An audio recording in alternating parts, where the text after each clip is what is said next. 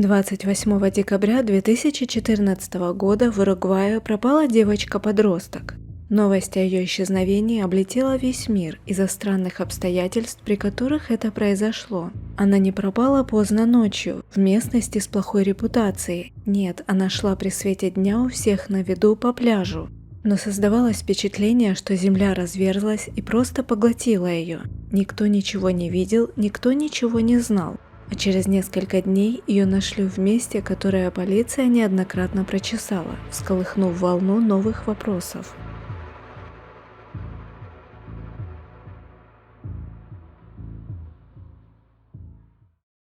Лола Луна Чамналис родилась 4 ноября 1999 года в Буэнос-Айресе, Аргентина. Она росла в семье Адрианы Бельмонте и Диего Чамналиса, сына известного шеф-повара Беатрис Чамналис.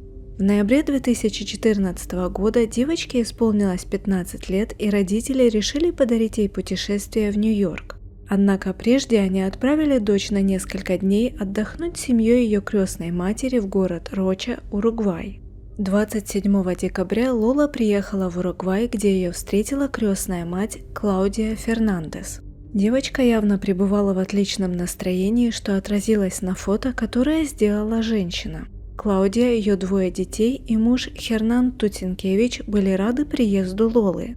Они все вместе планировали прекрасно провести эти несколько дней, загорать на пляже Бара де Валисас, купаться и отдыхать на побережье океана. Тем же вечером Лола с Хернаном и его 14-летним пасынком посетили фестиваль барабанов, проходивший в центре города. Хернан и мальчик ни на шаг не отходили от Лолы в толпе, но в какой-то момент мальчик от них отдалился, потому что ему стало скучно. Как бы то ни было, после фестиваля все вместе вернулись домой, а на следующий день семья отправилась на пляж. Около 3 часов дня Лола спросила у крестной разрешения прогуляться по пляжу. Она хотела пройтись до спа-курорта Агуас Дульсес по довольно популярной тропе, позволяющей открыть для себя флору и фауну этого региона.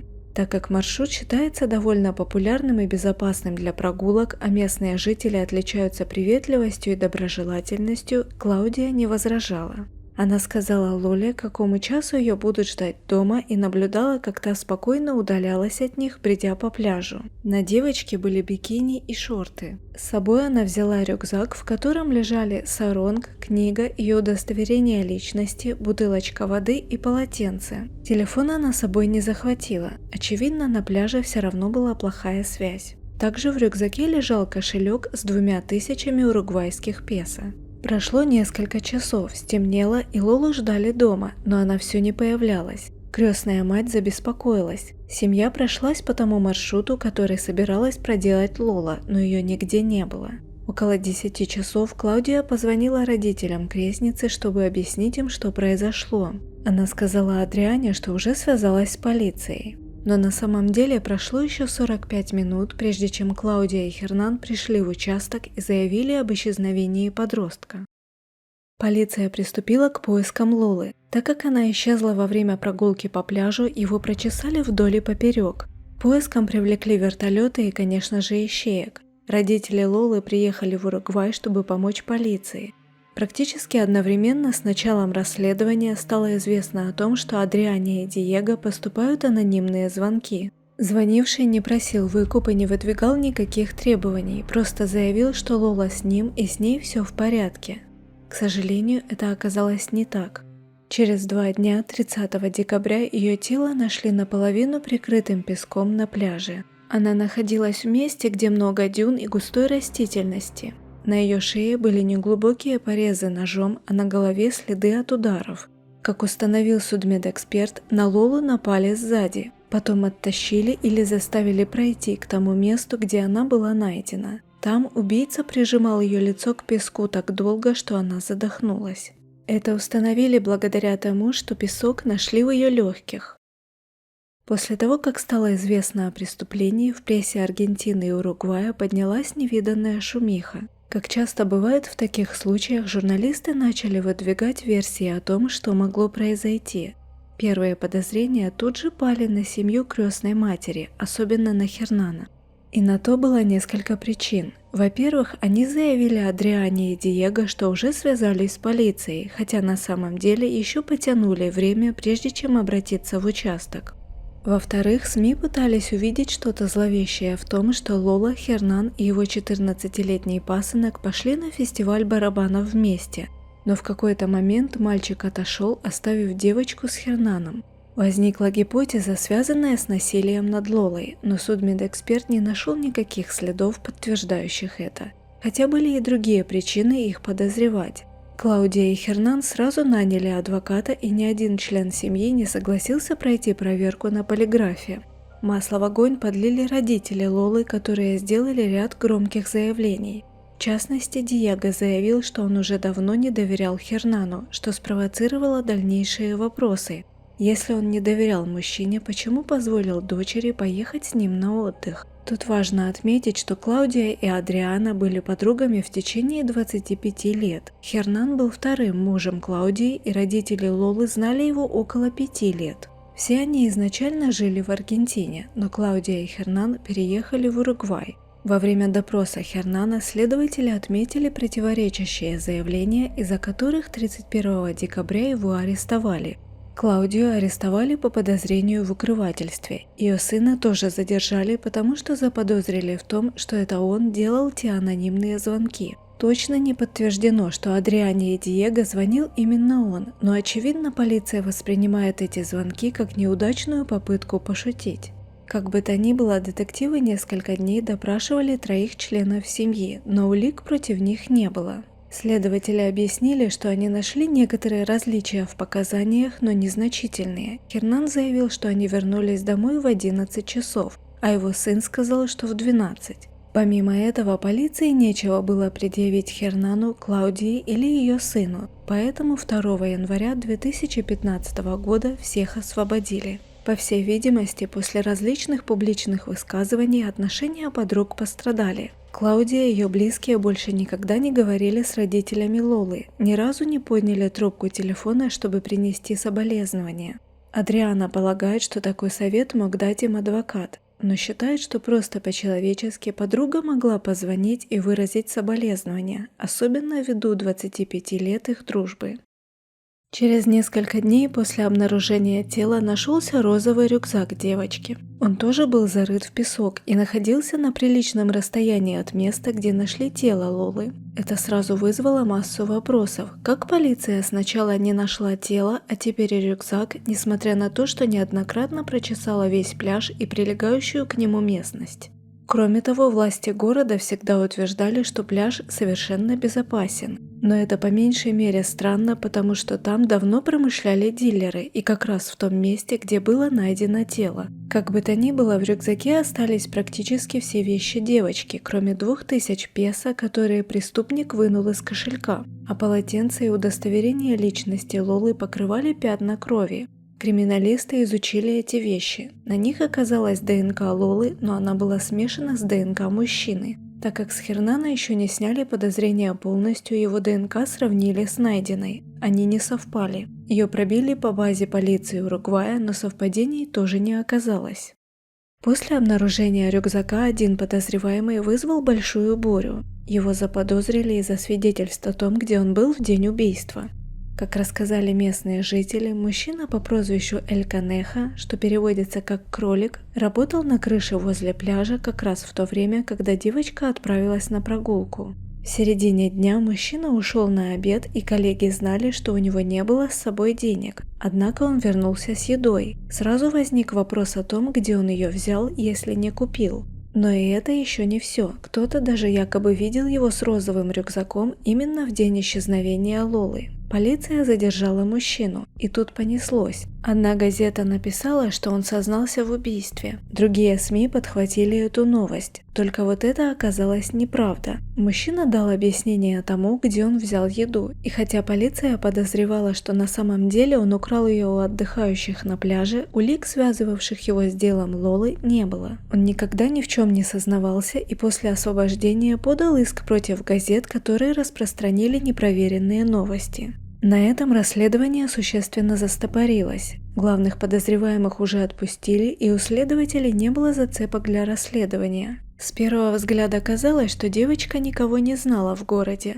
Но она успела побывать на фестивале барабанов, и, будучи общительной и открытой, она смело знакомилась с людьми. Полиция обязана была проверить эту зацепку. Они задержали и допросили около 40 человек, но их всех пришлось отпустить. Ситуацию также ухудшало то, что постоянно менялись обвинители и судьи, и как только назначали нового обвинителя, он заново пересматривал дело. Это сильно тормозило расследование. Однако 18 февраля 2015 года в деле, кажется, наступили небольшие подвижки. В полицию поступил анонимный звонок. Звонивший сообщил, что к преступлению причастен Анхель Морейра. Полиция задержала и допросила мужчину. Он работал на пляже, парковал машины. Анхель рассказал, что встретил Лолу во время ее прогулки. Мужчина подошел к ней, чтобы предложить купить у него какую-то сувенирную безделушку. Они перебросились парой фраз о том, откуда девочка приехала, когда Лола заявила, что у нее кружится голова.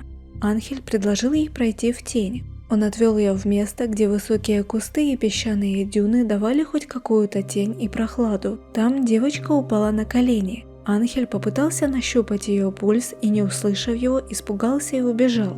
Эта история звучала очень странно, но не имея улик, полиции пришлось отпустить мужчину. Прошло 4 года, когда новый обвинитель по делу, вновь пересмотрев материалы, решил допросить Анхеля еще раз. После допроса 22 мая 2019 года мужчина был арестован. На этот раз его обвинили в укрывательстве. Его ДНК не совпала с ДНК на полотенце и удостоверении Лолы, поэтому прокурор решил, что он прикрывает человека, по-настоящему виновного в преступлении.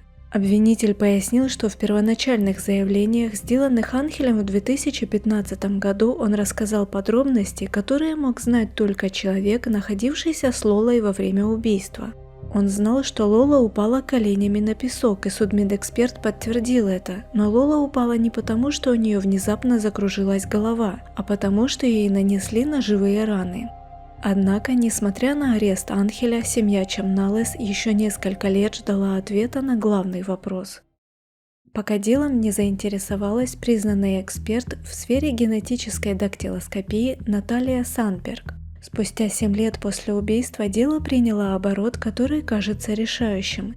И то, как следователи нашли подозреваемого, напоминает сюжет детективного романа, в котором у полиции с самого начала был ключ к раскрытию преступления. Наталье Сандберг пришло в голову изучить генетический след неизвестного мужчины, найденный на полотенце и удостоверении Лолы.